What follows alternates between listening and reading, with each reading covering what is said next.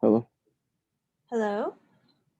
Hey, so for today at 1 o'clock, me and Brandon has wrestling to go to. Is it okay if we leave at that time? Well, I guess it is okay because you have to go, right? Yeah, I just want to make sure you know so Yeah, no, I you just don't see appreciate it you just telling popping me. out. So you and Brennan are going to be logging out by 1. Correct. Okay. Thank you. I'm going to write that down so I don't confuse myself later.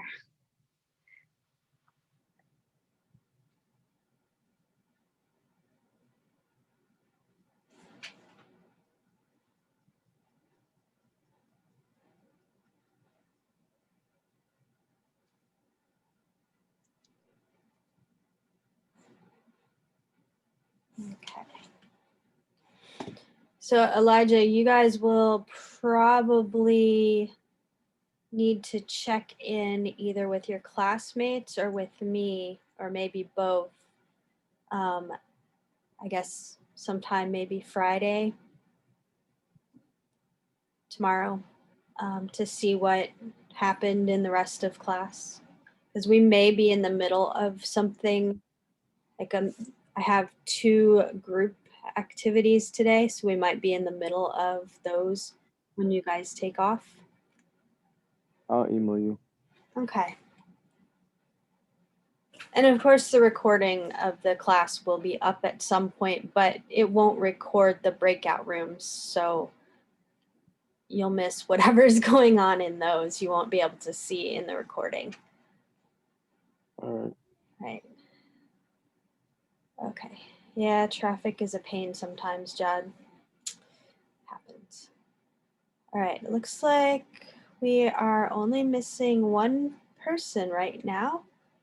And he was trying to get, I don't know, for some reason he was trying to get into the meeting like a half hour ago. That was weird. Okay, so let's go ahead. Oh, there we go. Let's go ahead and start with the brain dump and sensory inventory, get those going, and then we'll get into what we're going to actually be doing in class today. I'm going to go ahead and set my timer. You can get your things ready for the brain dump. Reminder that the objective of the brain dump is to clear your mind of anything that's in there, taking up space that doesn't need to right now, kind of reset where we are in our thoughts and get ready to focus on classwork. The sensory inventory is, after we've released whatever is in our minds, it's to kind of bring us back in a grounded sort of way, getting us in touch with where we are right now. So, keep your fingers, your pen, pencil, keyboard moving for the brain dump, and really kind of slow down with the sensory inventory. So I'm starting. Sorry? I just had a quick question. There's supposed to be 8 of those in the portfolio, right? For this last portfolio, yeah, there should have been 8. I was a little lenient if you had at least 7 of them. I didn't really count too carefully, but yeah, they're supposed to be 8. All right. Okay. All right, I'm going to go ahead and start the timer and let's get to the brain dump.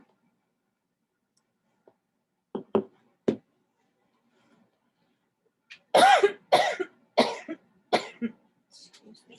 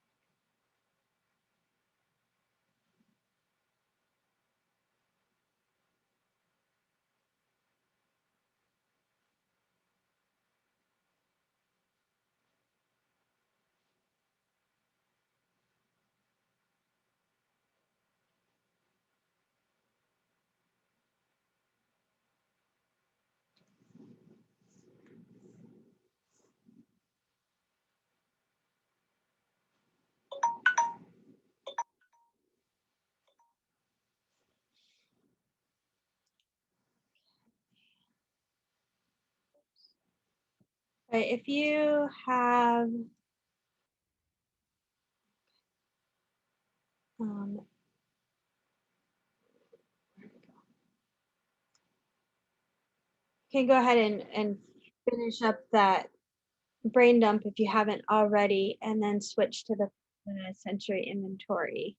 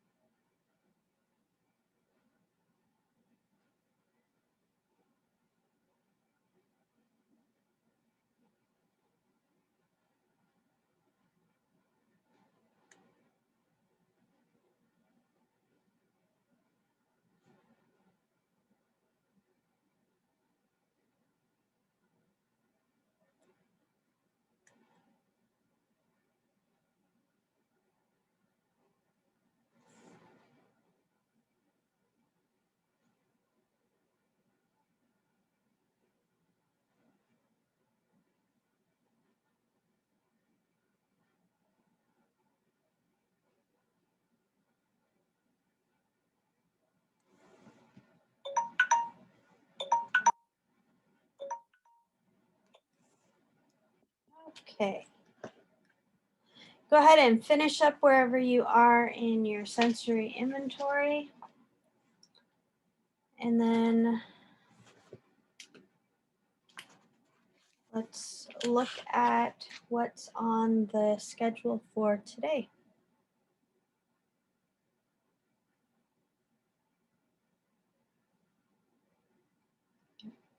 Our main activities for today are a couple of the practice sessions that we haven't done yet that I think are useful in helping you to go a little deeper with your research, to look at things a little differently, to consider other possibilities than you may have already.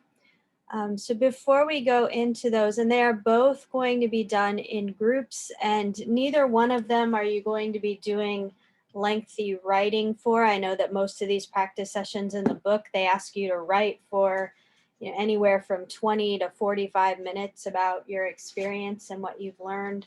And that's, really because reflection is an important part of writing and learning how to write more effectively. But we're not going to write these reflections today. We will discuss what has been going on in the groups that you are working with today. So before we get into that, I did look at the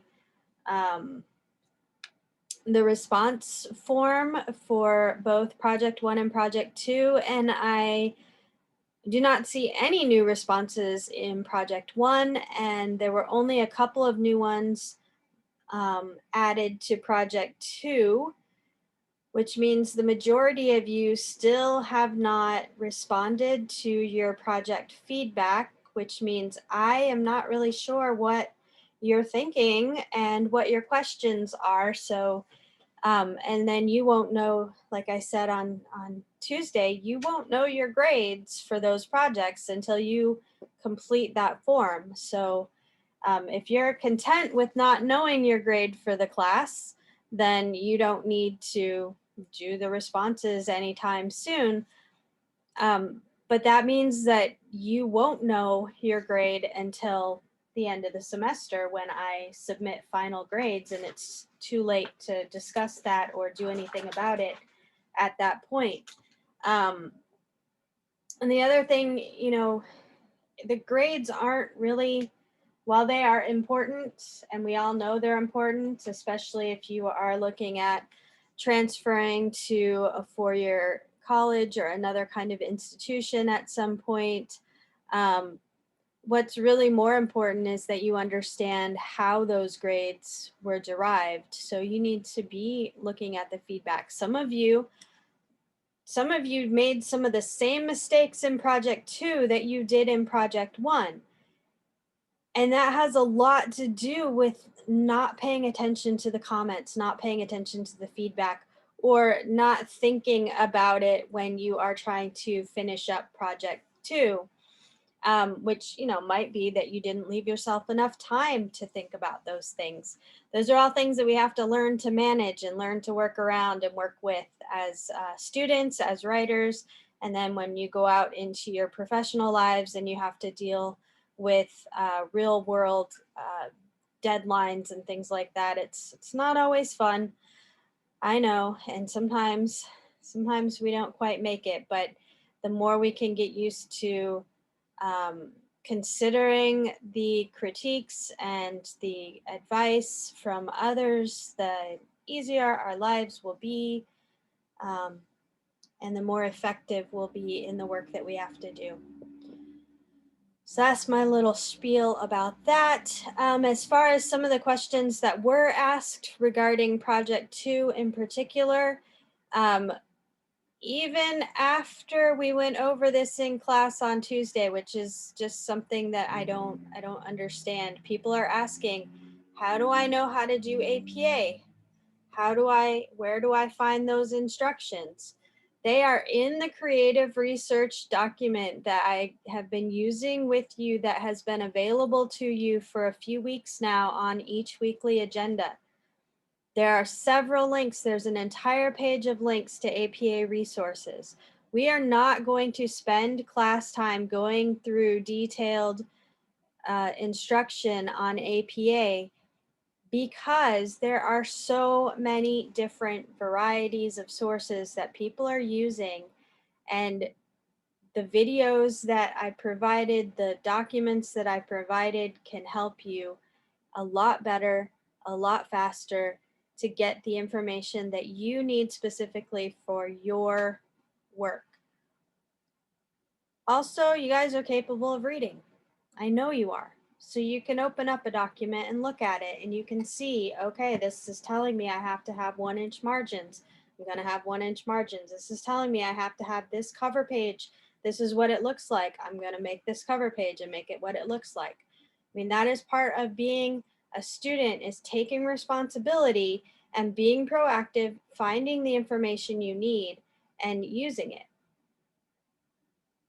That I mean, I can't spoon feed that to you. You've got to be able to take responsibility for that yourselves.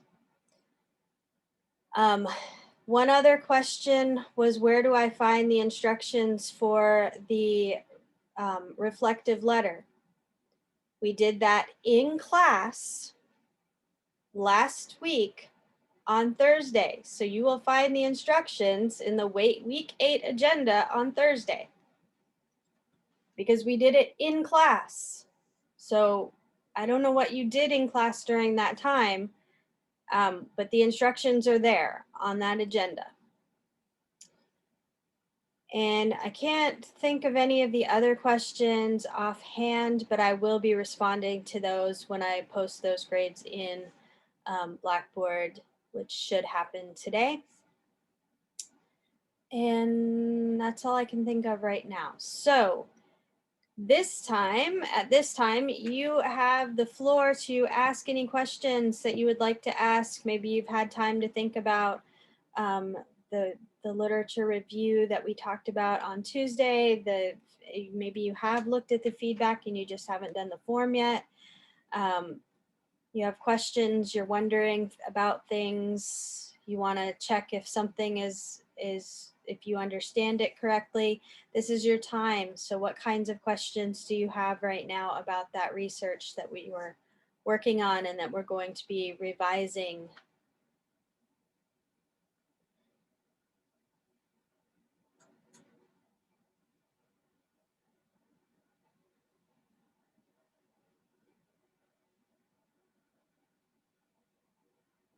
Also, keep in mind, if you don't ask questions during class, I can't know what you're thinking. I can't know where you're falling short in things, where you're not understanding things.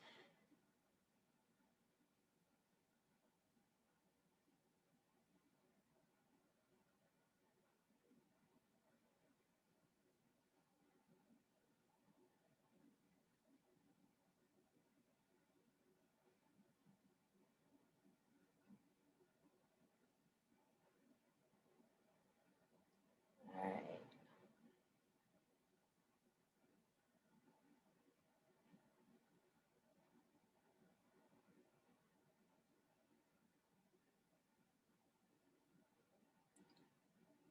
Okay, then I am left at this point to assume that you all know exactly what you're doing and you don't have any questions and everything is going to be great and you are all ready to reach that standard that was set in class on Tuesday of everyone in the class getting an A on the literature review, which I'm sure you're all capable of doing. So if you feel confident, I'm going to be confident for you, because I've seen enough and I've heard enough from you all to know that everyone in this class is fully capable. I know you've got a lot going on, believe me, so do I. It's that time of year. More so for you all, but my time of really crunch busyness is coming really soon, so I'm with you. All right, then, in that case, let's go on to what we're going to do today. So the work that we're doing today, you're going to be doing primarily in small groups. And so I'm intending, I think, to put you into the same groups you're usually in. I just have to make sure everyone is here so that we don't end up with a group that has like one person in it. So what we're going to be doing is we're going to start on pages 112 and 113 in your Habits of the Creative Mind book. We're going to be looking at practice session 1, visual micro stories. Both of these both of these exercises today come from that same essay from the connecting section, the one that is the 3 most important words in the English language: and, but, and or. I asked you to read that a while back, and we did not have time in class to do these exercises then. So you may want to refresh your memories on this essay, especially looking at the little chart on the top of 112 and maybe the information kind of right surrounding it. But what you're going to be doing is you're going to be looking at some images. Now, I have some images that I collected, and I have, actually, I think there are 4 of them on the document.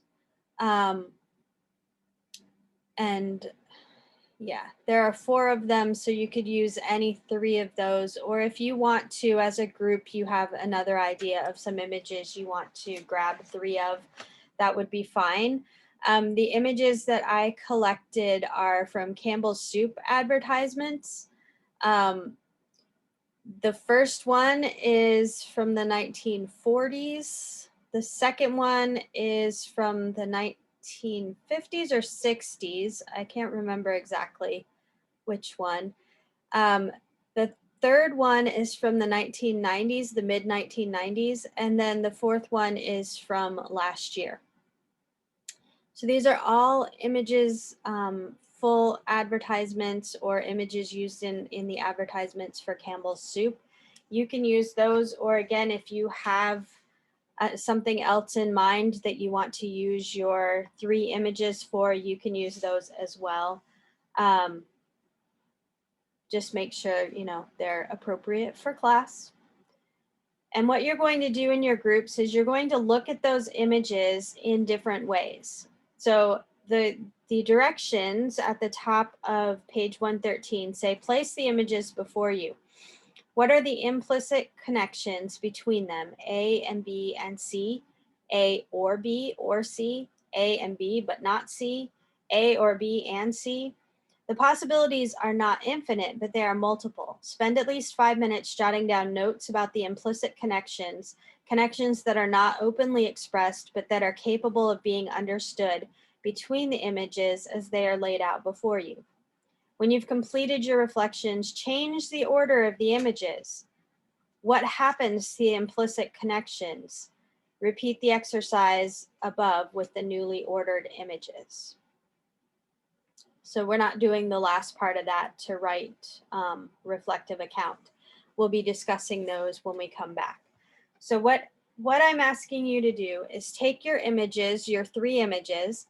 You are to follow the directions here to look at what are the implicit connections. How can you find connections between the first 2 and the third of the 3 images that you choose? Is there something "and" about them all? Do they all have something in common? Is there something that is in common, or there's something that is an alternative? So A or B or C, they're alternatives, different ways of looking at things. Are 2 of them have an "and," but the third one's left out? Or is it an alternative to A and B, the first 2 images? So looking at them in different ways. So you can use these. If you decide to use these, you may want to copy this document into one person's Google folder or Google account so that you can edit it and actually move images around. Okay, there we go. If you know, that might be the easiest way to do that. And then what I would like you to do is, as a group, you need to prepare some way of presenting back to the class the different connections that you have found for each way that you look at these images. So you can do that in a document. You could do that on a Google slide thing, and doesn't need to be a super fancy, extensive presentation, but you need to be able to present back to the class the connections that you find. Any questions?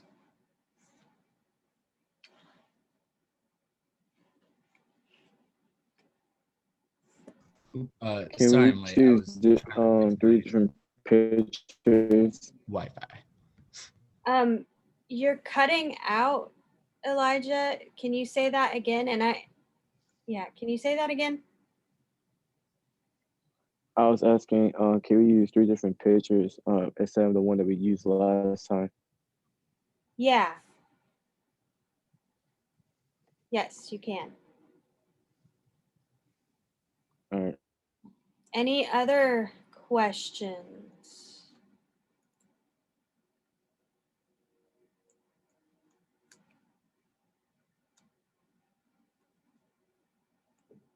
Okay, I'm gonna stop sharing so that I can set up some breakout rooms. I'm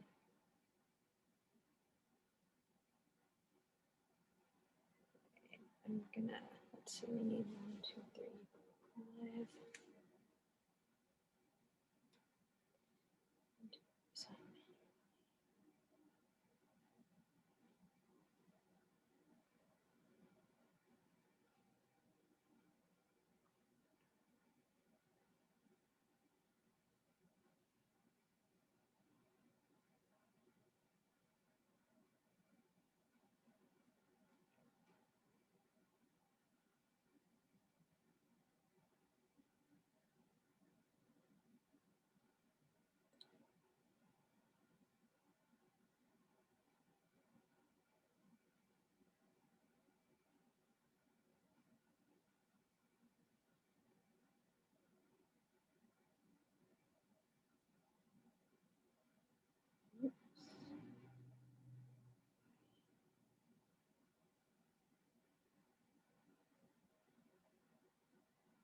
Okay, I'm going to set a timer for 20 minutes, and then at that point, I'll give you a 5-minute warning.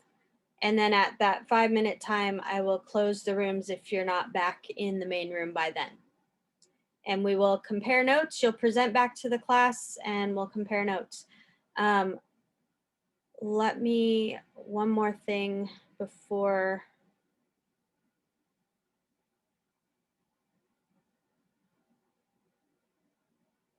Okay. All right.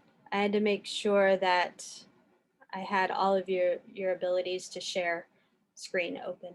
Okay, so I'm opening the rooms, and you can go ahead and join your room and then go through either the 3 images that I've shared with you, or you can choose, well, I shared 4, but 3 of them, or you can choose other images. Don't spend too much time if you're going to choose other images, because you need to have enough time to go through and do the exercise, which again is on page 112 and 113 in your Habits of the Creative Mind book. And then I'm going to set my timer for 20 minutes, at which time I will give you a 5-minute warning that 5 minutes left, and then we will close out the rooms after those 5 minutes.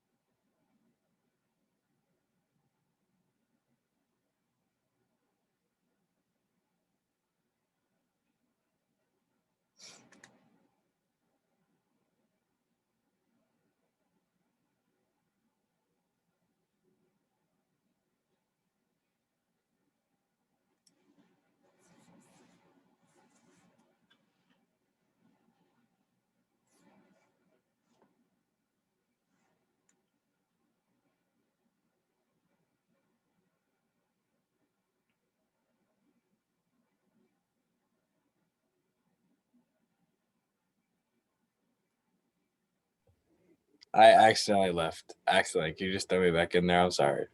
Yeah, I think you can go back in. Let me see. Yeah, you should be able to go back in. It's not giving me an option. Yeah, I do. Thank you. Okay.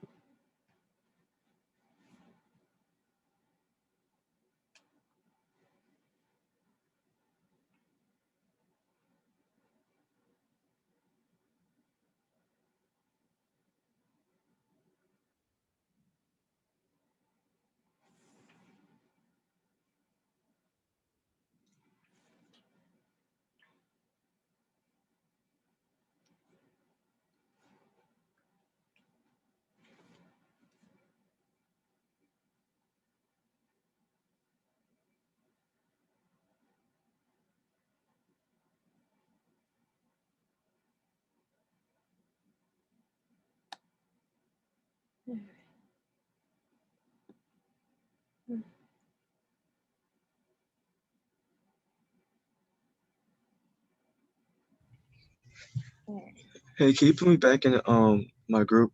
Yeah, I My was just internet logged me off. about to ask if you could hear me. Let me see. Let me get you in the right group. There you go.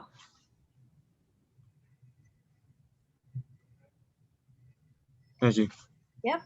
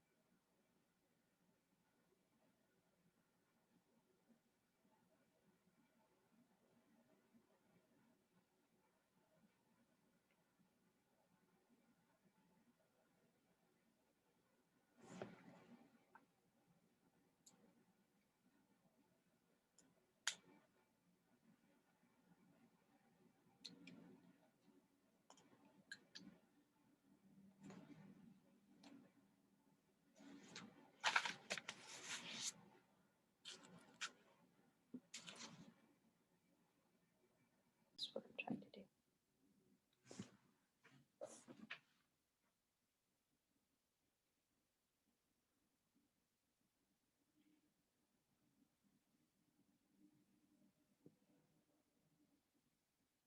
do. All right. Okay, it looks like everyone is back. I'm going to go ahead and close those. Okay. So at this time, what I would like is for you to share what you have done in your groups. You should all have share screen capabilities, so you can share whatever it is that you worked on, so we can see what connections that you were able to make. I know you didn't have tons and tons of time, but you should have been able to come up with a few things, a few different ways of looking at it. So is there a volunteer for who would like to go first? I'll go first. Okay. All right. So I gotta share my screen.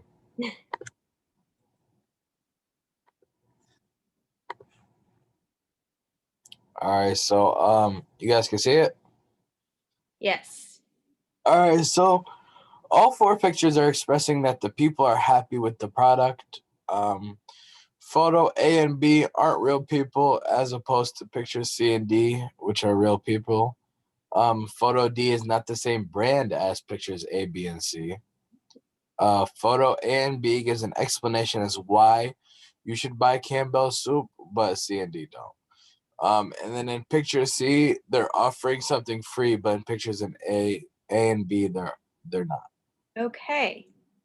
So yeah, you've picked up on some really good comparisons there. I do want to say that it's interesting that you point out that D is not the same brand. Yeah, or maybe it's like different, like a different design or something.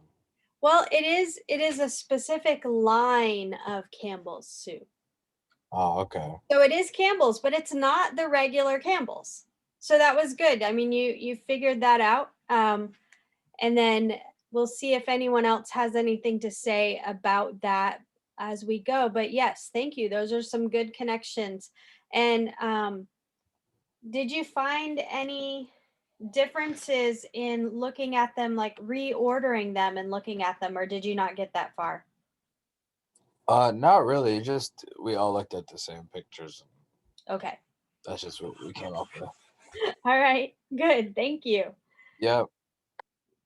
Next volunteer. I'll go. Okay.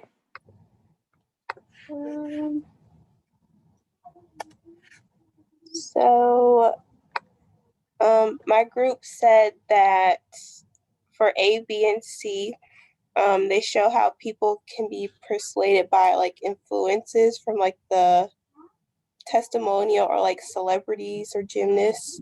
Okay, good.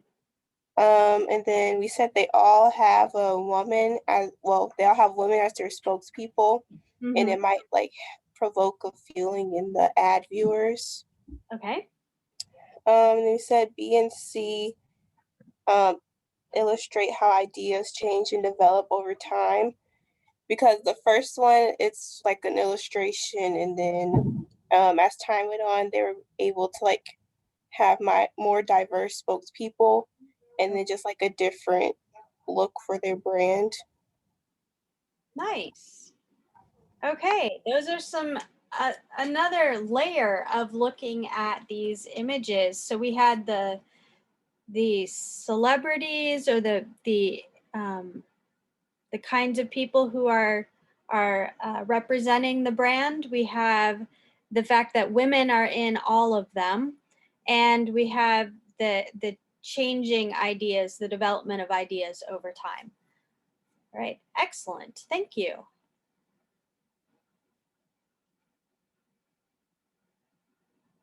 All right. Who would like to go next?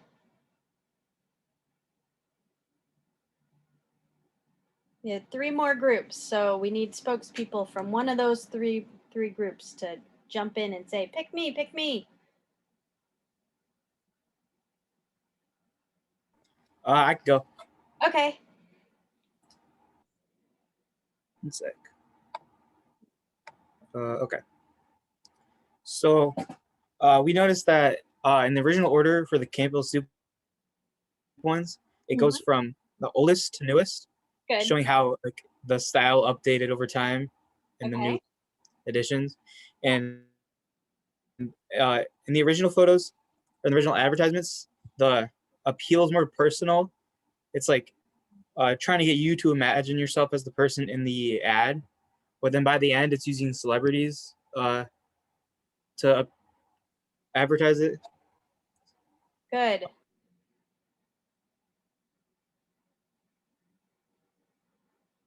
You still there? Also, as time goes on, it gets like a paragraph. It has like a story in it, basically. And then in the last one, it's just an image with no text at all. Okay, good. Oh, and you have another point on here. Yeah. They all feature like a woman in some capacity. Okay. Yeah, they all feature a woman. Some, yeah. Now, those are not, by the way, because, Because like go ahead. like in the early ones, it's sort of like buy this because you're like cooking for your husband, but by the end, it's like more egalitarian sort of feeling, where it's not so much about other person, it's just about you as a woman. Okay, good. Good. That was one of the reasons why I picked these particular images. And that is something to point out, that if you were to do this search on your own and kind of look for these advertisements, this is one of the reasons why I chose the Campbell's ones, because I knew that this would be the case. The older images, the ones from the 1920s, 30s, 40s, 50s, and almost into the 60s, the women are portrayed as homemakers, as cooking for their husbands and families, the very traditional roles. And then by the time we get to these mid 1990s, we see these women as figure skaters who are athletes, who are strong, who are, talented. And then we have the one with Mindy Kaling, who's a celebrity, and she's got a lot of her own personality and everything. So we're going more from that stereotypical woman as homemaker to women in the world kind of idea. Right. Thank you. Those were some really good points as well to add into our collection that we have. All right, we have 2 more groups left. Which one would like to go next?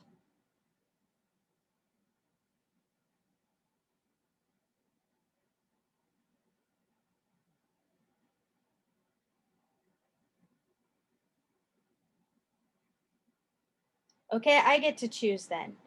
Carlos's group is going next because they're next on my list of groups. Doesn't matter whether it's Carlos or Carson who shares. Elijah had to go off to wrestling. So Carlos and Carson, you're here, and one of you or both of you gets to share with us what your group came up with.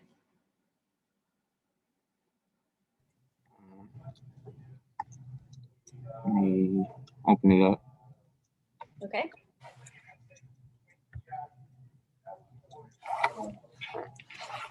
So for mine, basically went from saying that there's women in every single one, no matter which order you went from.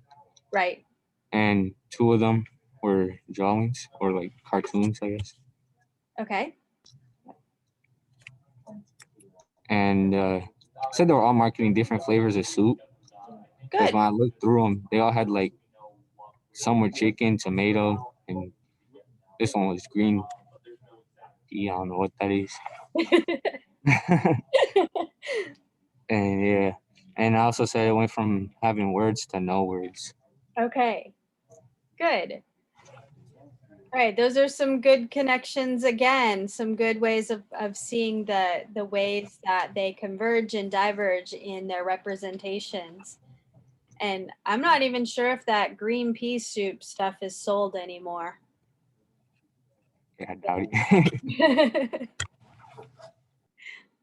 All right, thank you, Carlos. All right, last group. So Natalie and Jana and Daisha, you're up. One of you at least gets to share with us.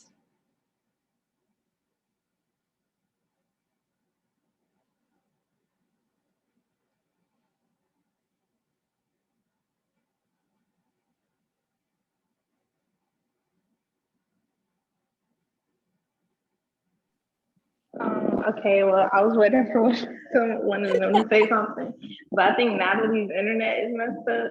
Okay, yeah, she's been having a lot of trouble with hers lately. Yeah. Yeah. But I'm just pretty much just explaining what we talked about the photos. Okay. Okay, so we just seen in the photos that it was, I guess, the people in the photos were all looking at the products. I don't know why is my group leaving me by myself to explain this? I don't know. Where's my other group members? I don't know why your group has just left you hanging. All right, so you see that the majority of the people are looking at the product. Yeah. Any I don't know. Yeah, they're just looking at the product mainly. Okay. Is there anything else that you had noticed that you wanted to mention? Not really. No? Okay. Mm. All right. That's fine. Thank you for speaking up. I'm not sure what happened to your other group members and yeah. Oh, it looks like we lost Natalie, so that might be why you were left on your own. Okay. So my question to you all now is, how could we apply this kind of work into our research writing? How could it be useful for our research?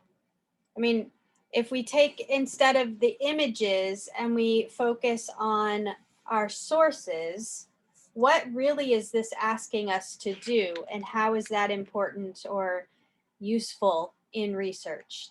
That's my question.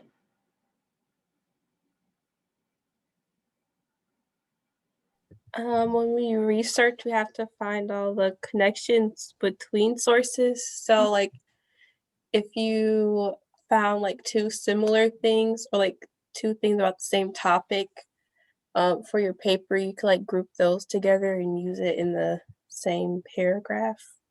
Okay. Yeah. And that's really what we're trying to do when we synthesize the material, is looking for those connections.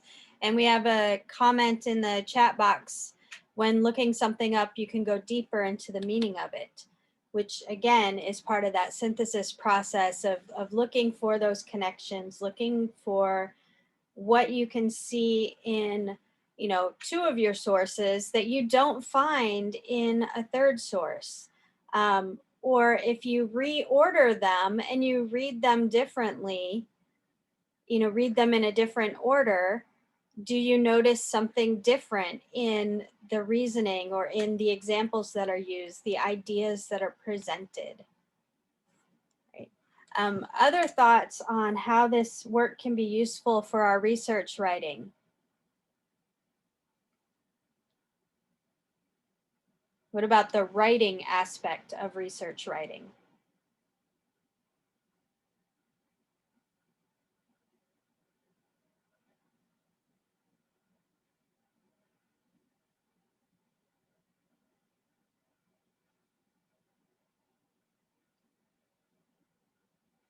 Any ideas of how this could be applied, not just to the research that we do, but to the writing about that research?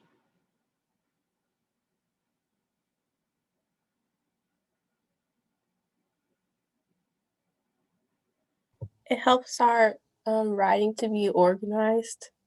Okay. It can help with organizing your writing and knowing how to organize it. And that's really one of the big things here is it helps you make decisions on how you organize.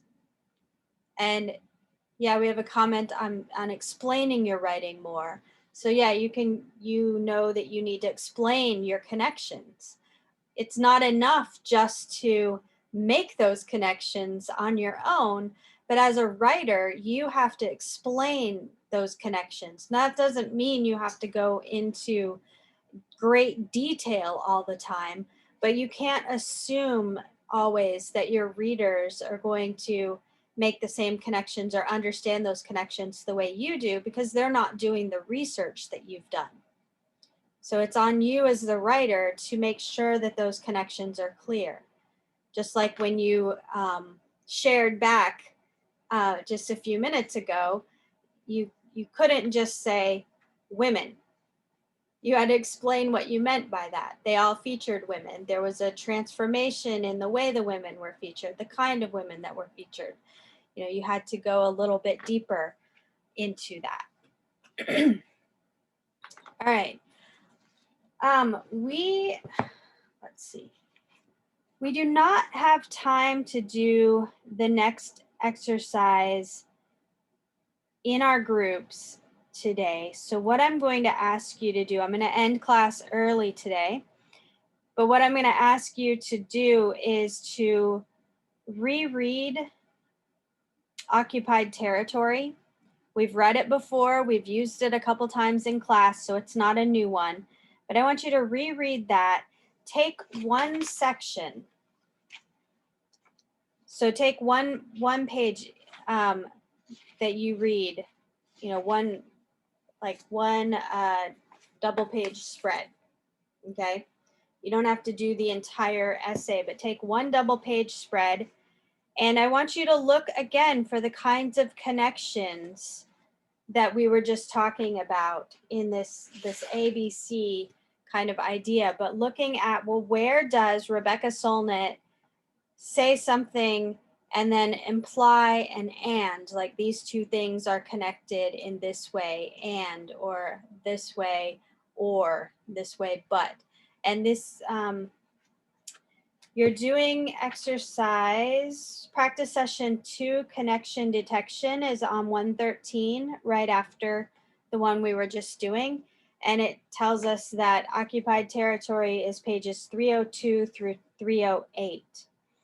So I want you to make your list of expressed or implicit unexpressed connections, the and connections, the but connections, and the or connections. You do not need to do the reflective part of it, but just make lists of, in those 2 pages that you decide on from occupied territory, where do you see and connections, where do you see but connections, and where do you see or connections?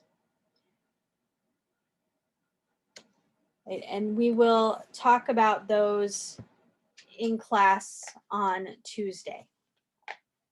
And I will add this into the agenda so that you know what you're supposed to do. Any questions?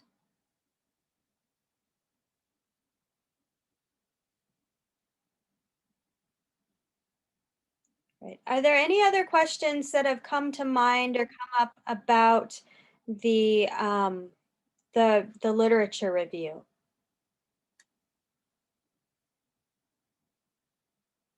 This is a good time to ask those if you have any. We keep losing people. All right, and that's another sign that probably we should be done for today because we keep losing people. We don't have enough time to do this activity justice in groups today. So I'll have you do that part for homework. And you do have some reading to do for homework. Please do the reading, guys. They're not very long pieces. They're not difficult to read pieces, and they provide the foundation for not just the exercises that we do, these practice sessions, but you know, the whole reason we read this is because it teaches us about writing, about habits of writing, about being more effective writers.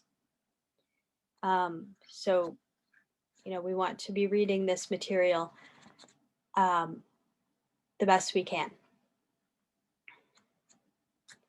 And if you don't have any questions, you're free to log out and have a wonderful weekend.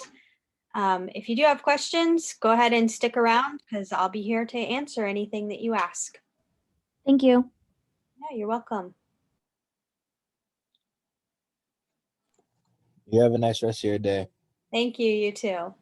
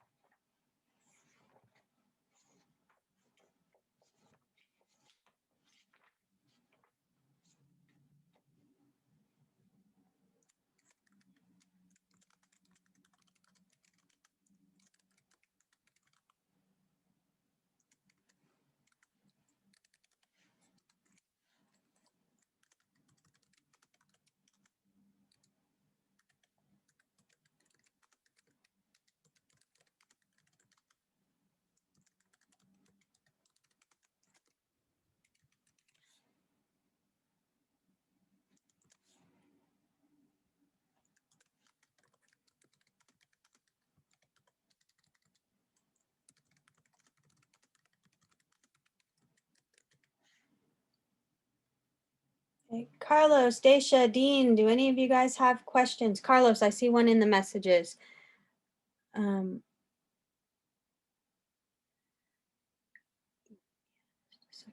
So Carlos, you have a lot of work to do on yours. You can't just add in citations to yours because it's missing some direction. It's missing some cohesiveness that's going to hold it together.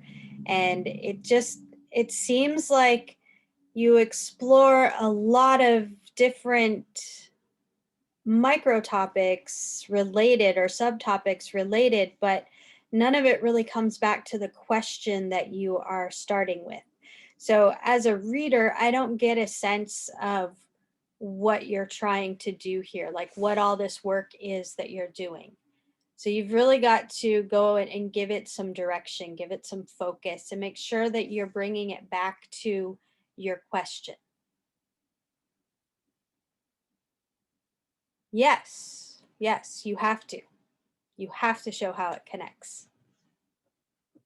So doing this activity today should give you some ideas for how you can do that. And then the activity that we're doing for homework should also give you some ideas of how you can do that.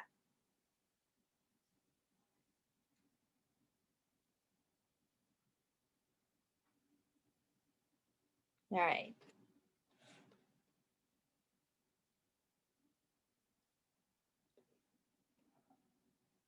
Daisha, Dean, are you guys still here? And do you have any questions? Thanks, Carlos. You too.